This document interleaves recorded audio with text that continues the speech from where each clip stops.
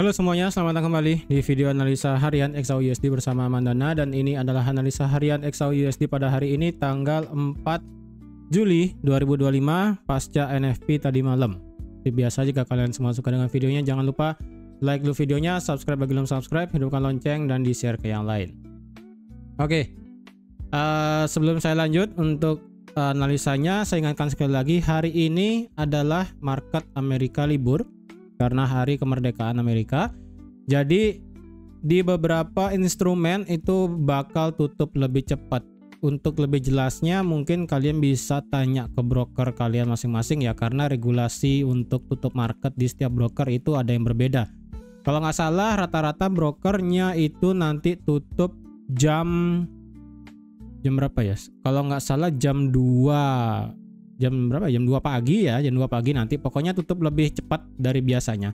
Karena biasanya kan sekarang juga sudah hari Jumat, kemudian biasanya kan jam 5 pagi ya, jam 5 pagi Sabtu itu baru tutup. Karena dengan Independence Day ini sepertinya sih bakal tutup lebih cepat, kalau nggak salah jam 2 pagi atau nggak dini hari atau nggak tengah malam ya, saya lupa. Jadi silakan tanya ke broker kalian masing-masing supaya kalian tidak kaget kenapa kok malam itu marketnya udah nggak open gitu kan, udah nggak gerak. Karena ini sekali lagi tutup market untuk gold, kemudian untuk komoditi yang lain termasuk stock market, equity itu ditutup lebih cepat ya. Oke, jadi untuk kemarin NFP ternyata ya lucu sedikit ya, karena kemarin kan untuk di semua analis juga bilang bahwa NFP itu lumayan dropnya ya, under 100.000. Bahkan kemarin sudah saya bilang kalau Goldman Sachs itu juga bilang di 85.000 gitu kan. Cuman data yang keluar kemarin malam itu cukup bikin membuat pasar itu benar-benar hentakannya luar biasa. Karena kemarin pada saat saya live itu sudah saya katakan juga, karena di sini untuk di gold ya kan tidak terlalu ketara kelihatan bakal naik atau turun. Yang lebih ketara adalah di indeks dolar itu sendiri. Kemarin pada saat saya live sudah saya katakan, dari segi indeks dolar terlihat bahwa potensi untuk melakukan koreksi naik. Masalahnya kemarin pada saat sebelum NFP keluar itu kan data forecast dan juga konsensusnya itu sekitaran 110 sampai 100.000. Yang dimana itu berarti sangat kontra dengan analisa teknikalnya. Teknikal bilang potensial untuk indeks dolar itu bisa retrace naik, tapi kalau dilihat dari data NFP kemungkinan bakal bertolak belakang. Ternyata kemarin malam data NFP-nya keluar itu 147.000. Bahkan dari data sebelumnya itu direvisi naik dari 139 menjadi 144, lumayan, beda lagi 5.000. Ya, kemudian keluarnya 147. Kemarin pada saat saya live juga sudah saya katakan kalau misalnya keluar sekitaran 150.000 itu bakal ekstrim. Ternyata ini beda lagi 3.000 doang. Ya, 147. Dan benar aja nge-spike langsung ya, indeks dolar langsung nggak pakai basa-basi, langsung nge-spike naik, dan itu juga diikuti oleh gold yang langsung nge-spike turun. Pada saat saya live juga sudah saya katakan kalau misalnya antara technical dan fundamentalnya inline ataupun sesuai, yang dimana technical untuk di indeks dolar naik dan didukung oleh data NFP yang bagus, 300 pip itu bakal gampang banget kena. Ya, benar aja sih, karena kemarin kalau kalian ngeh ya, dari ketika market 30 menit buka, total per 30 menit itu marketnya drop sejauh 375 pip. Benar seperti yang sudah saya bilang ya, 300 pip itu gampang banget kena ya. Jadi kalau kemarin misalnya kalian ada yang open sell per 1 menit aja ya, per 1 menit kalian langsung instant sell setelah NFP keluar, itu kalian dapat profit lumayan juga. Karena kan pasti di setiap broker itu ada delay-nya per 1 menit atau sekian detik, dan kalian juga harus melihat berapa data NFP-nya. Kan ini biasanya 1 menit sekian gitu kan baru keluar angka-angkanya di sini. Jadi walaupun kalian telat 1 menit itu kalian juga sudah lumayan profit ya kan. Anggaplah kalian entry telat 2 menit ya kan, berarti opennya di 3333. Ya udah, kalian profit berapa? 217 pip. Lumayan, ya kan? Kemudian, kemarin sudah saya katakan juga untuk analisanya. Di sini 3332 memang potensial bakal bisa dijebol, dan kalau misalnya memang langsung ngedrop ke bawah, ini kemarin sudah saya bilang bahwa potensial adalah terjadi liquidity ya. Kalian bisa lihat nih liquidity dibabat semua level 1, 2, 3 gara-gara NFP dan marketnya berhenti di area garis yang sudah saya buat 3311,88. Beda lagi sedikit sekali ya. Ini. Tuh, 3311,53. Beneran cuma lagi beda 35 poin ya, bukan pip lagi, 35 poin 0,35. Benar-benar hampir di ujung ya. Ini saya bikin. Jadi kalau bisa dibilang apakah ini liquidity sudah diambil? Belum ya. Liquidity di sini belum diambil ya. Liquidity yang untuk bisa sampai ke area demand di 3308 ini belum diambil. Tetapi dari segi daily marketnya sudah masuk ke dalam fair value gapnya dan kemudian mental. Nah sekarang bagaimana? Oke, sebelum saya lanjut, kalian coba lihat dulu dari segi NFP-nya. Benar-benar data kemarin itu membuat strong banget untuk indeks dolar. Karena selain data sebelumnya 144 revisi naik, keluar 147, kalian bisa lihat tingkat penganggurannya. Tingkat pengangguran itu turun dari 4,2 ke 4,1%. Karena kalau dilihat data sebelum-sebelumnya, 4,1 itu merupakan low terakhir di Maret 2025. Jadi data NFP di bulan Juni ya, ingat ya, kalau bulannya Juli, data NFP-nya itu adalah bulan Juni, 1 bulan sebelumnya. Jadi kalau keluarnya Maret kayak di sini berarti Februari. Ya, kita bilangnya Februari aja ya. Data untuk di Februari 2025 berarti itu adalah beda lagi 3 bulan. Ya, kembali lagi ke angka 3 bulan. Dan Jerome Powell yang dikatakan sebagai Mr. Tulip ataupun sebagai orang yang bodoh yang tidak mau menurunkan suku bunga, yang katanya pengangguran itu bakal bisa naik gara-gara dia telat turun suku bunga oleh Trump. Saya rasa beliau tidak akan dipanggil seperti itu untuk 1 bulan ke depan sih kayaknya ya. Karena kalau dilihat ini dari data NFP itu lumayan meroket ya, lumayan meroket. Kalau dari NFP-nya sendiri ya 147.000 lebih tinggi dari bulan lalu tentu aja, dan itu sama juga di bulan Maret 2025 ataupun Februari data NFP di 2025. Lumayan. Ya, kemudian dari tingkat pendapatan rata-rata per jamnya ternyata sesuai seperti apa yang sudah saya bilang kemarin ya. Yang dimana month of month itu 0,2 turun, berarti sesuai dengan kemarin data PCE-nya, yang dimana personal income itu turun dari 0,4 ke 0,3. Kemudian average hourly earning yang year on year itu turun ke 3,7. Berarti dari segi pendapatan mengalami penurunan.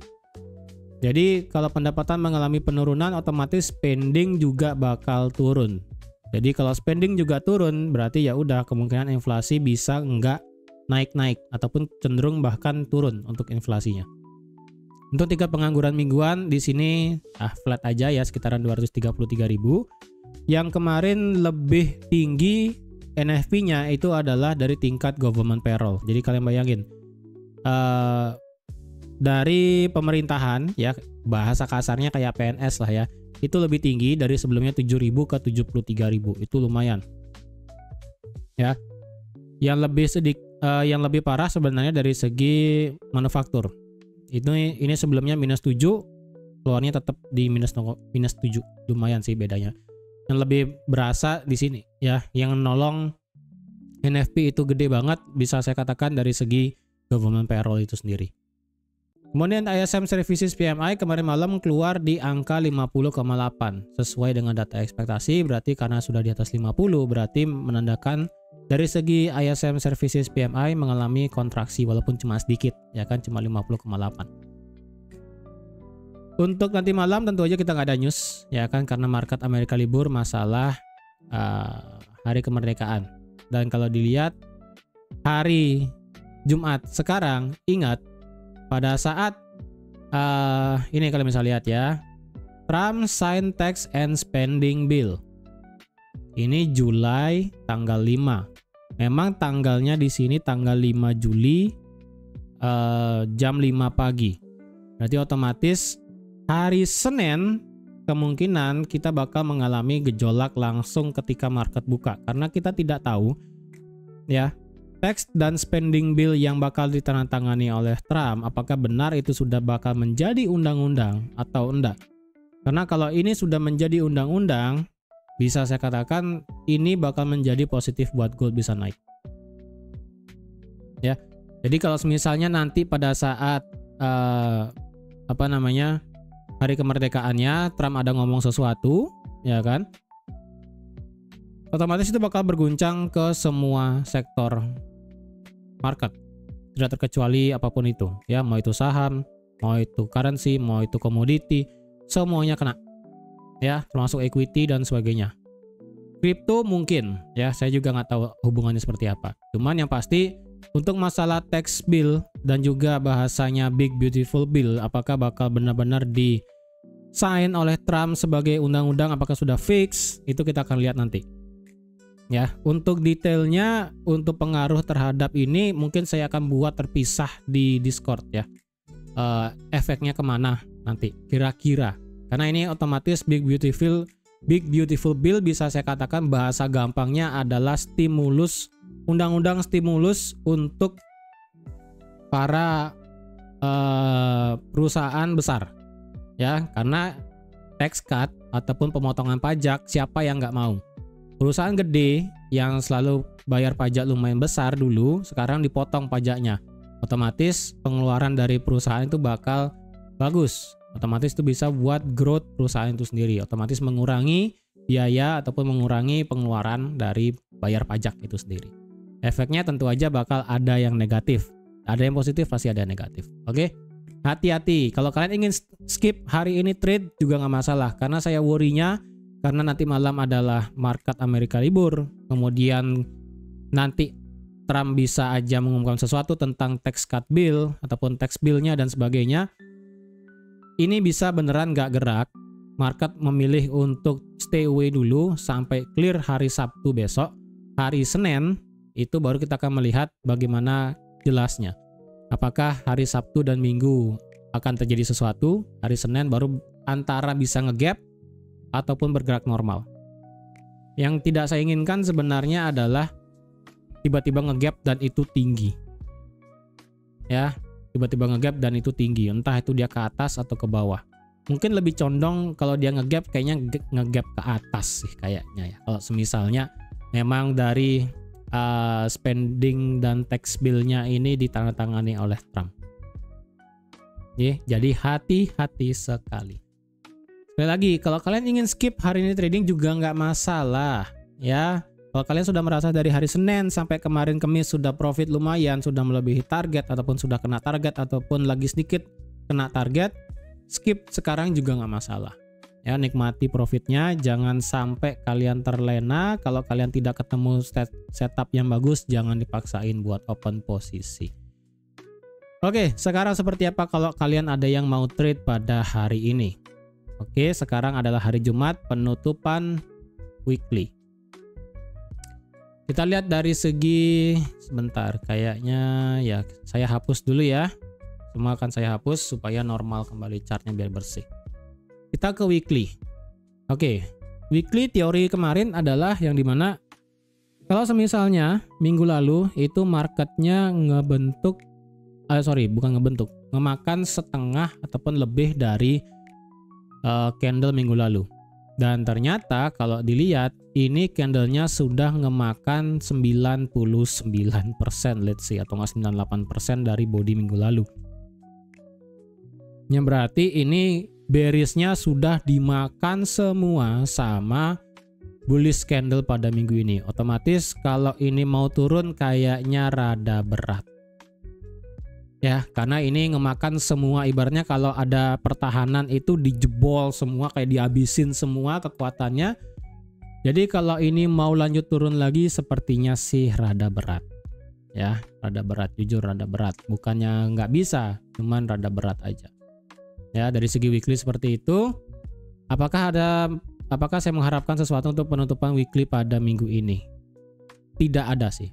Saya tidak mengharapkan apapun untuk penutupan weekly pada minggu ini karena dari segi candle weekly itu tidak memberikan kita kejelasan apapun.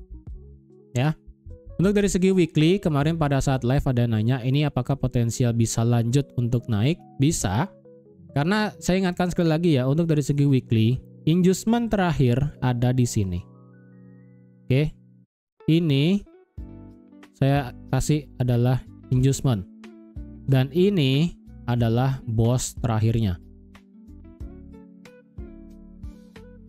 Sorry, salah. Nah, ini ya. Ini adalah bossnya. Kata enggak? Nah, itu ya. Karena kalau kalian pakai line chart, ini kan ketara. Karena dia ngambil low kemarin di sini, kemudian dia melakukan break of structure di sini, maka ini adalah inducement, dan kemudian ketika dia ngebreak high di tanggal berapa ini? Ya, pokoknya di sini ya, yang di harga 3359, marketnya di sini melakukan break of structure. Nah, kemarin minggu lalu marketnya itu ngambil low sebelum break of structure-nya di sini.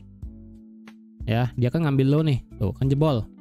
Jadi, apakah bisa mengulang kejadian kayak kemarin di sini? Dia ngambil low tapi ujung-ujungnya dia malah ngebreak high-nya sendiri. Bisa aja. Jadi kalau misalnya ke depan, ini memang nanti ke depannya adalah marketnya prefer untuk ke atas, maka ini potensialnya menjadi break of structure dan inducement-nya bakal pindah dari yang sebelumnya ke sini bakal di sini. Oke. Inducement ini hanya akan pindah jika market kedepannya melakukan break of structure secara weekly di atas 3436 dengan menggunakan line chart. Ya, tidak menggunakan candlestick, dengan menggunakan line chart. Karena kalau dilihat menggunakan candlestick rada kacau gara-gara ada satu shadow 3,5 ini.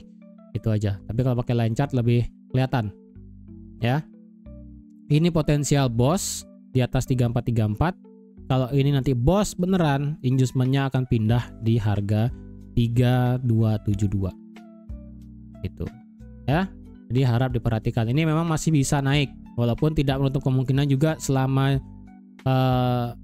Juni kemarin ya, total di bulan Juni itu kita membuat candle apa Juni ya? Ya, membuat candle apa namanya?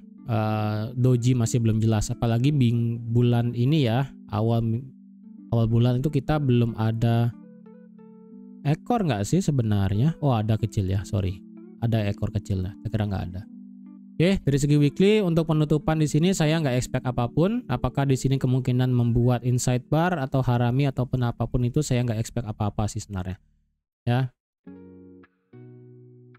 Kalau dilihat dari segi indikator sekarang. Ya, ini sudah flat.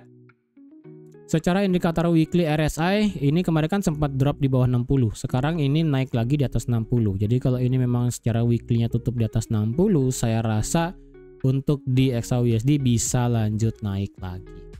Ya. Kemudian untuk di dari segi daily. Ya, sekarang kita cek dari segi daily. Dari segi daily kalau dilihat indikator dulu ya. Indikator secara daily ya kembali lagi penurunan ekstrim kemarin itu tidak ngebuat RSI itu drop di bawah 50. Beneran berhenti di 50 dan sekarang flat. Kemudian dari segi stokastik dengan adanya penurunan ekstrim itu ternyata tidak membuat kedua garis dari stokastik ini nge-cross ya, tidak saling jepit. Ini malah masih ngelebar dulu. Ya, ini masih ngelebar. Jadi rada berat ini kalau semisalnya bisa turun. Secara daily ya, apakah di sini bisa dikatakan sebagai bearish engulfing? Iya, ini bisa dikatakan sebagai bearish engulfing perfect 100%. Kenapa? Karena kalau dilihat ini kan dia tutup di bawah low-nya sendiri ya, dan dia juga sudah ngambil high-nya di hari Rabu kemarin. Jadi otomatis hari Rabu kemarin itu sudah dimakan semua. Baik itu dengan menggunakan ekor ataupun dengan close body di bawah 3237. Oke. Tapi problemnya adalah secara daily ini marketnya kemarin masih bertahan di dalam fair value gap-nya. Walaupun di sini ya fair value gap-nya itu sudah dimakan sejauh bisa saya katakan ini sejauh berapa ya? Ini sisa fair value gap-nya adalah kalau bisa kayaknya 5%, 3% ya. Berarti sekitaran 96 atau enggak 95% sudah masuk marketnya sejauh itu. Belum break sih ya, belum break. Jadi kalau ke depannya jika skenario naik itu tidak jadi, ini marketnya condong untuk turun, maka secara daily high ini bakal berubah menjadi inducement. Oke, karena perjalanan daily sekarang adalah marketnya ngebuat low, high, low, high, low, high. Oke. Jadi kalau ini memang marketnya nanti ke depannya ngebuat break of structure di sini di bawah 3240 yang dimana skenario weekly-nya gagal untuk naik, maka otomatis ini bakal berubah menjadi inducement. Ya. Ini bakal berubah menjadi inducement. Ini bakal berubah menjadi inducement, maka ini akan berubah menjadi break of structure. Ya, ini bakal berubah menjadi boss. Tapi kalau misalnya marketnya justru bergerak naik, ya, maka otomatis di sini market sudah melakukan change of character. Ini saya hapus ya, saya ulang. Ini kan kalau misalnya marketnya turun. Nah, sekarang kalau skenario-nya adalah marketnya bergerak naik, ya, saya buat ulang dari sini. Dia turun, naik, turun, naik, turun, naik, turun, ya kan? Kemudian nanti ke depannya seperti ini. Jika marketnya seperti ini, maka di sini marketnya melakukan yang namanya change of character, ya. Dan di sini marketnya melakukan break of structure, ya. Secara inducement ketika market break change of character di sini belum ada. Ya, memang secara dari segi change of character ya. Jadi ketika market itu melakukan change of character, idealnya marketnya turun untuk retrace, untuk kedepannya bisa melakukan break of structure. Nah, ketika marketnya melakukan break of structure, kebiasaannya nanti marketnya turun, membuat inducement baru nanti bisa lanjut naik lagi. Kadang terjadi manipulasi sedikit setelah market itu melakukan break of structure. Maka di sini bakal terjadi yang namanya inducement ya. Itu. Tapi ini kan skenario masih panjang ya. Nih, yang ini masih panjang nih. Jadi apakah potensial marketnya bakal ngebuat seperti ini skenario 1 atau skenario 2? Skenario 2 ini bakal sejalan dengan weekly, yang dimana potensialnya marketnya untuk condong bergerak naik. Tapi kalau skenario 1 yang jadi, maka otomatis daily yang masih intact melihat ini sebagai bearish movement. Ya. Jadi ini masih di tengah-tengah soalnya nih. Ya, masih belum banget clear mau kemana sebenarnya. Yang penting di sini tadi fair value gap-nya sudah kemakan sejauh 98 lah ya, anggaplah 98%. Sama kayak teori supply demand, ketika suatu area itu sudah dimakan sangat banyak, maka itu sudah tidak bagus lagi untuk dijadikan suatu area, apalagi itu sudah tembus, sudah tidak worth it sekali buat dipakai. Oke. Untuk dari segi daily tetap ya ini adalah resisten nggak minor juga sih, immediate ya yang sekarang terjadi ada di 3328. Ini supaya nggak lupa saya kasih daily lagi. Untuk daily support di mana sekarang? Untuk daily support saya rasa karena saya pakainya ini adalah di tanggal 2 Juni. Untuk daily support terbaru saya rasa nggak bisa pakai terlalu jauh ke belakang sih.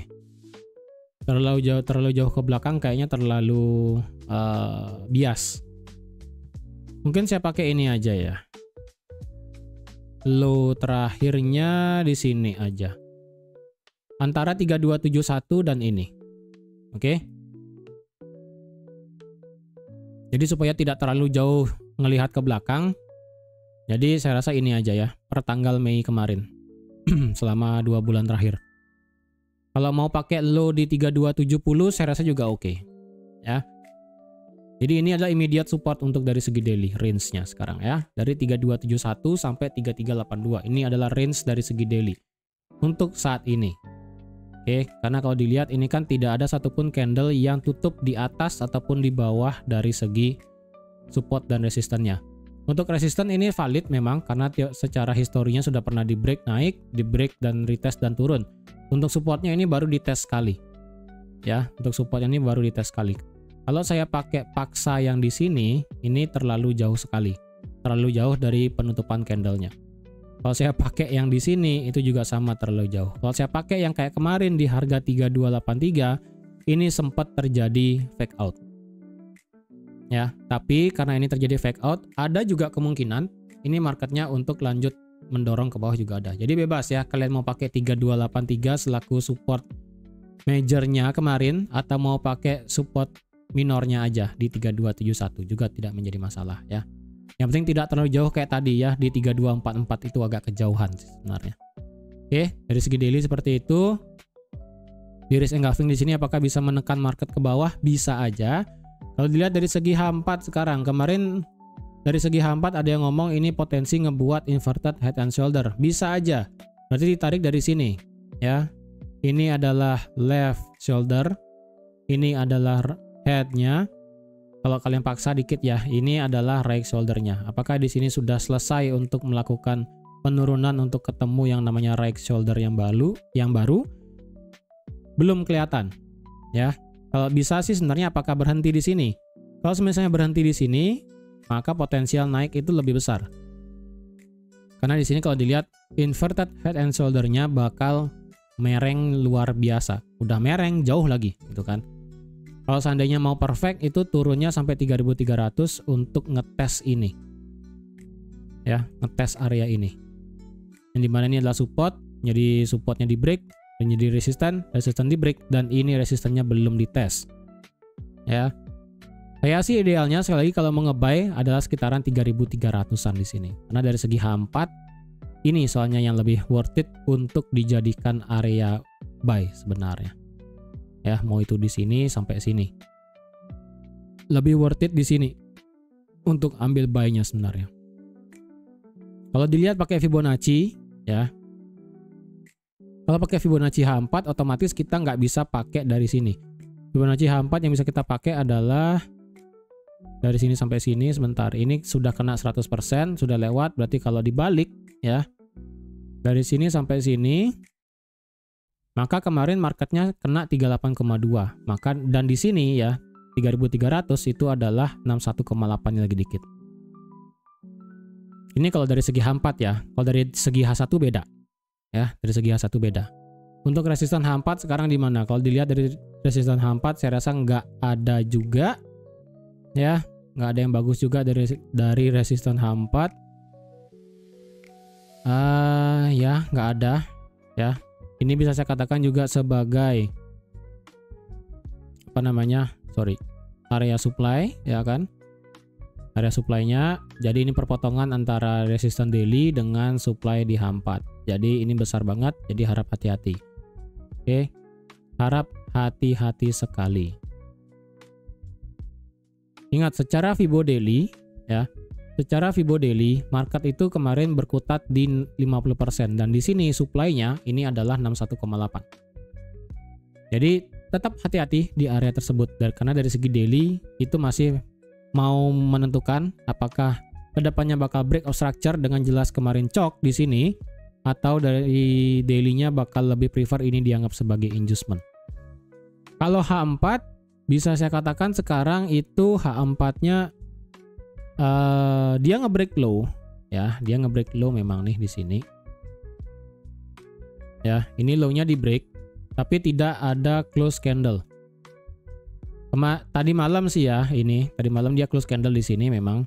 Cuman ini apakah pure banget bearish?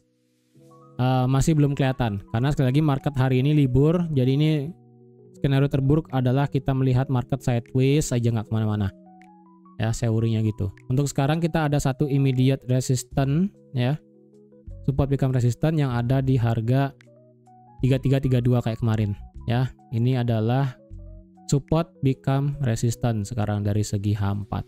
Kalau H4 balik lagi di atas 32, maka kemungkinannya adalah naik bisa sampai mana? Minimal kemungkinan sampai 43. Ya, sampai ke immediate support become resistance ya. Di sini 43 atau enggak 44 ya di sini. Oke, jadi ini adalah H4 supaya kalian nggak lupa. Ini H4, ini H4 dan H1 kalau nggak salah ya. Untuk di bawah 32 sampai 3.300 apakah ada? Ada, kemarin ini sudah saya buat itu di sini ya. Tapi ini hanya sebatas supportnya aja. Ya, bukan sebagai area yang bagus banget. Ini sebagai immediate.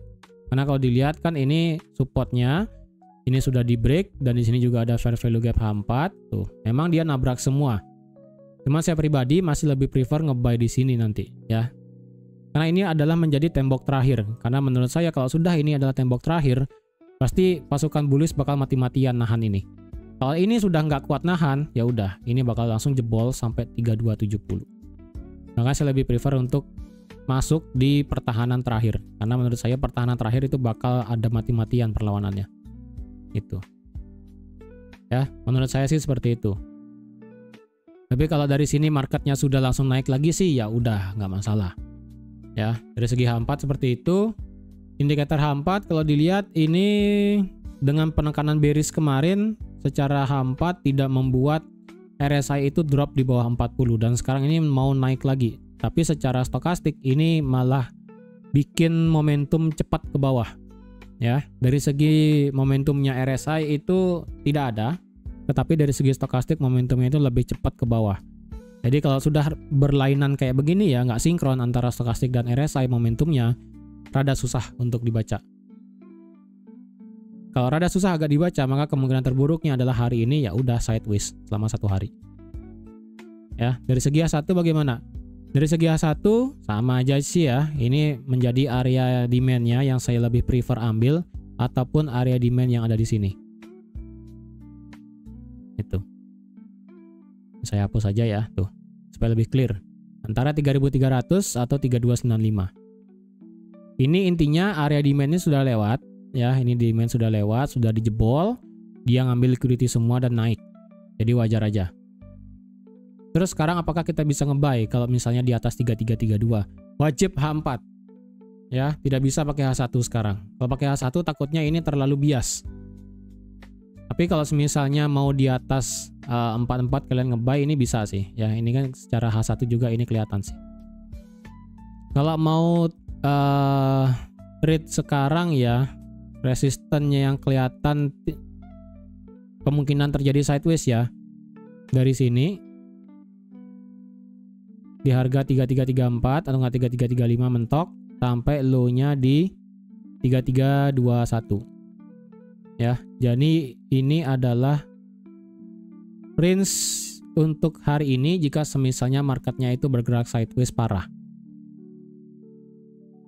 Ya, inilah range yang kemungkinan terjadi jika misalnya marketnya ini beneran parah dijebak di sini tok geraknya ya. Dari segi H1 sebenarnya nggak ada support yang bagus banget ya. Dari segi H1 juga untuk cari resisten bagus di sini juga nggak ada. Ya, ini market berhenti literally karena H4 ya, karena H4 naik tidak berhasil naik di atas 32. Kalau dicari H1 nggak ada ya, beneran nggak ada. Kalau dari segi indikator H1 ini tadi malam sempat drop di bawah 40 kemudian naik lagi dan sekarang flat, tapi dia flat di bawah 50. Jadi tekanan bearish secara intraday itu masih ada. Ya, tekanan bearish untuk intraday masih ada. Jadi kalau kalian masih ambil sell mengingat kemarin NFP datanya bagus juga nggak masalah. Cuman dengan kondisi ranging kayak begini rada susah kalau ambil sell. Serba salah nanti itu loh. Ya, dari segi M30 apakah kita bisa ambil sesuatu? Ya kalau kalian mau pakai M30, bentar, ini M30 close candle di sini ya. Nah, M30 close candle-nya di 3324. Ini kalau kalian mau paksa banget ya. M30 dan H1 close candle di 3324. Oke, M15-nya ini minor berarti 3324. Jadi kalau ada minimal M15 di bawah 3324, kalian mau ekspektasikan turun sampai 3311 untuk ngisi wick di bawah di sini. Ya, oke lah, make sense. Yang penting kalian cari nanti stop loss-nya jangan terlalu gede. Karena kalau dari segi 24 sampai 34 itu 100 pip. Tapi kalau kalian mau langsung instan stop loss 100 pip, ya silahkan, nggak masalah. Tapi kalau kalian nggak kuat dengan 100 pip ya jangan dipaksain, itu aja. Oke. Kalau kalian ada yang mau nge-buy bagaimana? Kalau ada yang mau nge-buy di atas, masalahnya adalah tadi malam itu NF-nya bagus sekali, jadi bias untuk naik saya rasa belum ada kecuali H4 menunjukkan adanya close di atas 32. Kemungkinan momentumnya sudah mulai naik lagi. Tapi sekali lagi hari ini market libur, skenario terburuk adalah dia kemungkinan bisa fake out juga di bawah 24 ya. Kelihatannya break di bawah 24 misalnya sampai ke 22.